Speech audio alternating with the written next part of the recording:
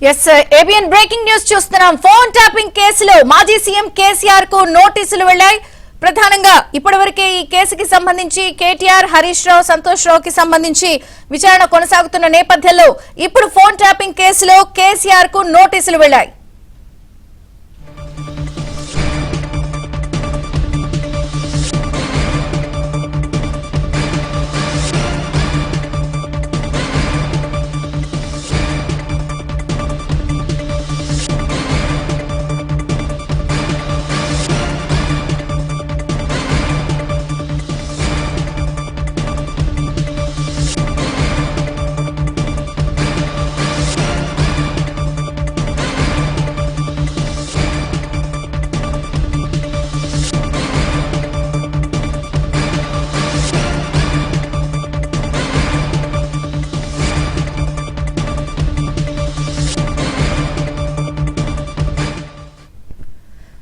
Breaking news చూస్తున్నాం. రేపు Erravelli farm house లో కేసీఆర్ కు నోటీసులు ఇవ్వబోతున్నారు సిట్ అధికారులు.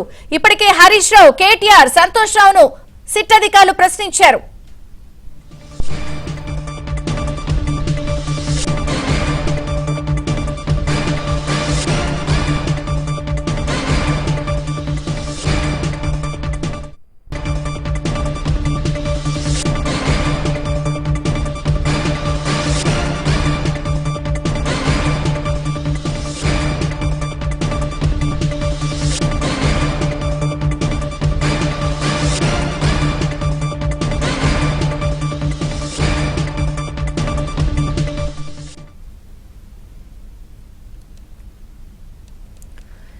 ఫోన్ ట్యాపింగ్ కేసులో కేసీఆర్ కు సిట్ అధికారులు నోటీసులు ఇవ్వబోతున్నారు. ఎర్రవెల్లి ఫామ్ హౌస్ లో కేసీఆర్ కు నోటీసులు ఇచ్చేందుకు సిట్ అధికారులు రంగం సిద్ధం చేశారు. ఇప్పటికే ఫోన్ ట్యాపింగ్ కేసుకి సంబంధించి హరీష్ రావు, కేటీఆర్, సంతోష్ రావుని సిట్ అధికారులు విచారించారు.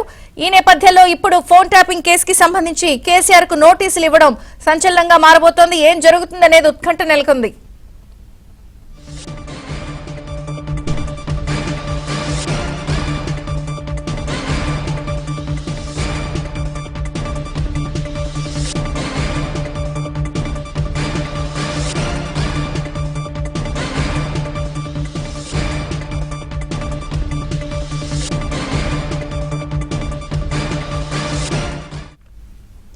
ఫోన్ ట్యాపింగ్ కేసులో కేసీఆర్ కు నోటీసులు ఇచ్చేందుకు సిట్ రంగం సిద్ధం చేసింది. ఎర్రవెల్లి ఫామ్ హౌస్ లో కేసీఆర్ కు సిట్ అధికారులు నోటీసులు ఇవ్వబోతున్నారు. ఇప్పటికే ఈ కేసుకి సంబంధించి సిట్ అధికారులు హరీష్ రావు, కేటీఆర్, సంతోష్ రావుని విచారించారు. ఇప్పుడు కేసీఆర్ వంతు updates Telangana bureau in charge Naveen అందిస్తారు. నవీన్. సో విజయ్ చంద్రిక, ఈ ఫోన్ ట్యాపింగ్ కేసులో విచారణ తుది అంకానికి చేరుకున్నట్టుగా మనం చెప్పుకోవచ్చు. సో గత 2 ఏళ్లుగా టీవీ సీరియల్ లా సాగుతూ వస్తున్నటువంటి ఫోన్ ట్యాపింగ్ కేసుకి ఇక ముగింపు పలకాలని చెప్పని సిట్ అధికారులు భావిస్తున్నారు. సో ఇప్పటికే సిట్ కి పూర్తిగా ప్రక్షాళన చేసి సజ్జనార్ నేతృత్వంలో సిట్ లో మార్పులు చేర్పులు చేశారు. సో ఇప్పటికే ఈ సిట్ లో ముఖ్యంగా గతంలో ఈ ఫోన్ ట్యాపింగ్ పాల్పడినటువంటి ఇక పోలీస్ అధికారులు, ఎస్ఐబిలో కీలకంగా పనిచేసినటువంటి పోలీస్ అధికారులను విచారించి సో వాళ్ళని రిమాండ్ కూడా తరలించారు, రిమాండ్ కూడా చేశారు. ఆ తర్వాత ఈ ఫోన్ ట్యాపింగ్ కు బాధితులుగా ఉన్నటువంటి వాళ్ళందరినీ కూడా విచారించి వాళ్ళ దగ్గర నుంచి వాంగ్మూలాన్ని కూడా తీసుకున్నారు. సో గత ప్రభుత్వ పెద్దలుగా ఎవరైతే ఉన్నారో అంటే కేటీఆర్ తో పాటుగా హరీష్ రావు, సంతోష్ రావు వీళ్ళందరినీ కూడా ఇప్పటికే విచారణ జరిపారు. ఇక చివరిగా కేసీఆర్ ని విచారణ జరిపేటువంటి ప్రయత్నాలు అయితే జరుగుతున్నాయి. ఇవాళ మధ్యాహ్నం కేసీఆర్ కు ఫామ్ హౌస్ లో నోటీసులు ఇవ్వబోతున్నారు. సో ఆయనను కూడా 2-3 రోజుల్లో విచారణకు రావాల్సిందిగా సిట్ అధికారులు కోరబోతున్నారు. సో అయితే కేసీఆర్ ఈ విచారణకు హాజరవుతారా లేదా మరొక డేట్ తీసుకుంటారా అనేటువంటిది మాత్రం చూడాల్సి ఉంది. సో ఇప్పటికే హరీష్ రావు, కేటీఆర్, సంతోష్ రావు సిట్ ముందుకు హాజరైనటువంటి నేపథ్యంలో అసలు సిట్ ఏ ప్రశ్నలు అడిగింది, సో వాళ్ళ దగ్గర సాంకేతిక ఆధారాలు ఏంటి, సో రేపు కేసీఆర్ ను కూడా విచారణకు పిలిస్తే ఏ అంశాలను, ఏ ప్రశ్నలను కేసీఆర్ ముందర పెడతారు, సో దీనికి సంబంధించి ఎట్లాంటి ఆన్సర్స్ ఇవ్వాలన్న దాని మీద ఇప్పటికే కేసీఆర్ న్యాయ నిపుణులతో కూడా చర్చించారు. సో మొత్తం మీద ఇక ఈ సిట్ ఈ ఫోన్ ట్యాపింగ్ అంశాన్ని క్లోజ్ చేసే ముందర చివరిలో కేసీఆర్ ని కూడా విచారించి ఒక ఫైనల్ ఛార్జ్ షీట్ అంటే తదుపరి అడిషనల్ ఛార్జ్ షీట్ ని కూడా వేసి దీన్ని ప్రాసిక్యూషన్ కు ప్రాసిక్యూషన్ కూడా కోర్టు నుంచి కోరేటువంటి అవకాశాలు అయితే కనిపిస్తాయి. సో మొత్తం మీద ఇక సిట్ విచారణకు సంబంధించి సో ఎస్ఐబిలో కీలకంగా పనిచేసినటువంటి ప్రభాకర్ రావుతో పాటుగా గతంలో టాస్క్ ఫోర్స్ డీసీపీగా పనిచేసినటువంటి రాధాకిషన్ రావు కావచ్చు, లేదా ప్రణీతే కావచ్చు, సో మిగతా తిరుపతి అన్నయ్య కావచ్చు, సో వీళ్ళంతా కూడా పోలీస్ విచారణ సందర్భంగా బిగ్ బాస్ చెబితేనే విచారణ చేశాము, పెద్ద ఆయన చెప్తేనే విచారణ ఫోన్ ట్యాపింగ్ చేశాము అనేటువంటి విచారణ సందర్భంగా ఈ వ్యాఖ్యలు చేసినటువంటి నేపథ్యంలో ఇక ఫైనల్ గా ఆ బిగ్ బాస్ ఎవరు అన్న దాని మీద కూడా పోలీసులు ఊపిలాగారు. సో మొత్తం మీద ఇప్పటికే హరీష్ రావు, కేటీఆర్, సంతోష్ రావు విచారణ నేపథ్యంలో జరిగినటువంటి నేపథ్యంలో ఇక చివరిగా కేసీఆర్ ని ఆ ఫోన్ ట్యాపింగ్ కేసులో విచారణకు పిలువబోతున్నారు. సో ఇప్పటి వరకు కేసీఆర్ ఆ పోలీస్ గడపకు తొక్కలేదు. అంటే అనేక కమిషన్ల విచారణలకు కూడా కేసీఆర్ హాజరయ్యారు. గతంలో కాళేశ్వరం ప్రాజెక్ట్ సంబంధించి ఘోష్ కమిషన్ ముందర కేసీఆర్ హాజరయ్యారు. కానీ ఇప్పుడు కూడా ఆయన తన రాజకీయ జీవితంలో పోలీస్ గడప తొక్కలేదు. సో మొదటిసారిగా జూబ్లీహిల్స్ పోలీస్ స్టేషన్ కి కేసీఆర్ వచ్చేటువంటి అవకాశం ఉంటుంది. ఎందుకంటే సిట్ నోటీసులు ఇస్తే సో మరి సిట్ అధికారులను తన నివాసానికి రావాల్సిందిగా విచారణకు అని చెప్పేసి కేసీఆర్ అయినా కోర్టు నుంచి ఏమైనా రిలీఫ్ తెచ్చుకుంటారా, లేదంటే జూబ్లీహిల్స్ పోలీస్ స్టేషన్ నుంచి కేసీఆర్ విచారణకు హాజరుగా తప్పని పరిస్థితి ఉంటుందని చూడాల్సి ఉంది. సో మొత్తం మీద మధ్యాహ్నం కేసీఆర్ కు ఈ నోటీస్ ఇచ్చేటువంటి అవకాశాలు అయితే కనిపిస్తున్నాయి. విజయ్ చంద్రిక. నవీన్, ఇప్పటికే వరుసగా ఇచ్చినటువంటి వాంగ్మూలాల్లో పై స్థాయి వాళ్ళు చెప్తేనే పై ఆదేశాల మేరకే చేశాము అని చెప్పి స్టేట్మెంట్స్ ఇచ్చిన నేపథ్యంలో పై ఆదేశాలంటే అది కేసీఆర్ కి సంబంధించా, లేకపోతే అధికారులు ఉండొచ్చా, లేకపోతే ఈ విచారణ అంతా ఇది కేసీఆర్ తో చేసిన తర్వాత తెలుస్తుందా, లేకపోతే ఎట్లా?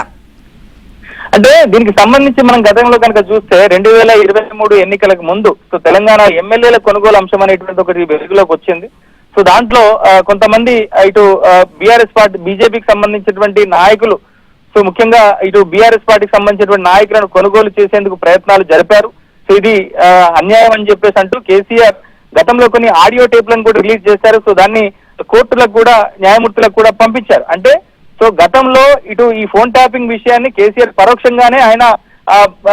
పరోక్షంగానే ప్రస్తావించారు. ఎందుకంటే తమ పార్టీకి నష్టం కలిగేటువంటి ప్రయత్నాలు చేస్తున్నప్పుడు తాము ఖచ్చితంగా ఫోన్ ట్యాపింగ్ చేయక తప్పదనేటువంటి రీతిలో కేసీఆర్ మాట్లాడారు. దానికి సంబంధించిన ఆడియో టేపులను కూడా కేసీఆర్ రిలీజ్ చేశారు.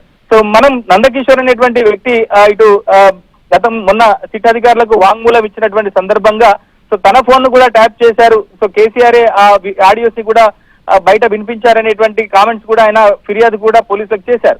సో మొత్తం మీద ఇక పోలీసులు ఎవరైతే గతంలో ఎస్ఐబిలో కీలకంగా పనిచేసినటువంటి వాళ్ళు ఎవరైతే ఇప్పుడు నేను చెప్పినటువంటి రాధాకిషన్ రావుతో పాటుగా మిగిలినటువంటి రిమాండ్ కు వెళ్ళొచ్చినటువంటి నేతలు, రిమాండ్ కు వెళ్ళొచ్చినటువంటి అధికారులు, సో వీళ్ళంతా కూడా స్పష్టం చేశారు. సో పెద్ద ఆయన చెప్తేనే ఫోన్ ట్యాపింగ్ చేయలేము, ఆయన ఆదేశాల మేరకే ఫోన్ ట్యాపింగ్ చేశామని చెప్పారు. కాబట్టి ఇక పెద్ద ఆయన అంటే కేసీఆర్ కాబట్టి సో కేసీఆర్ ని కూడా ఇక ఫైనల్ గా విచారణ చేయాలనేటువంటి ఆలోచనలో ఆ సిట్ అధికారులు ఉన్నట్టుగా తెలుస్తోంది. సజ్జనా నేతృత్వంలోనే ఈ ఫోన్ ట్యాపింగ్ సంబంధించిన విచారణ జరగబోతుంది. సో కేసీఆర్ కు బహుశా ఇవాళ మధ్యాహ్నం నోటీసులు ఇచ్చిన తర్వాత ఆయనని సోమవారం రోజు విచారణకు రావాల్సిందిగా కోరేటువంటి అవకాశాలు అయితే కనిపిస్తున్నాయి. విజయ్ చంద్రిక. నవీన్, మరి కేసీఆర్ హాజరయ్యే అవకాశాలు ఎంత మేర ఉన్నాయి? సో గతంలో కాళేశ్వరం ప్రాజెక్టు విచారణ సందర్భంగా కేసీఆర్ ఘోష్ కమిషన్ ముందర హాజరయ్యేటువంటి సందర్భంలో ఆయన ఒక వాయిదా తీసుకున్నారు. వాళ్ళు అడిగినప్పుడు కూడా సో ఆయన కొన్ని కారణాలను చూపించి తర్వాత కొంత టైం తీసుకొని కమిషన్ ముందర విచారణకు హాజరయ్యారు. సో ఇప్పుడు సిట్ అధికారులు విచారణకు రమ్మని చెప్పి కోరినటువంటి వెంటనే కేసీఆర్ హాజరయ్యేటువంటి అవకాశాలు అయితే కనిపించట్లేదు. సో ఆయన న్యాయ నిపుణులతో మాట్లాడిన తర్వాత సో ఆయన మరొక డేట్ తీసుకునేటువంటి అవకాశాలు అయితే కనిపిస్తాయి. లేదంటే కోర్టు కూడా కేసీఆర్ వెళ్లేటువంటి అవకాశాలు అయితే కనిపిస్తాయి. సో మొత్తం మీద సిట్ నోటీసులు ఇచ్చిన తర్వాతనే కేసీఆర్ యాక్షన్ ప్లాన్ ఏంటి, లేదా కేసీఆర్ తదుపరి నిర్ణయం ఎట్లా ఉంటుందనేటువంటి విషయంలో మనకు క్లారిటీ వచ్చేటువంటి అవకాశం ఉంది. రైట్. ప్రధానంగా సిట్ ఇప్పటికే లోతైన విచారణ చేపట్టింది. మరి ఈ నేపథ్యంలో ఇది రాష్ట్ర అధికార దుర్వినియోగానికి పూర్తి స్థాయిలో పాల్పడిన అంశంగా భావిస్తోందా ప్రభుత్వం, లేదా వ్యక్తిగత నిర్ణయాల ఫలితంగా ఇది జరిగిందని అనుకోవచ్చా?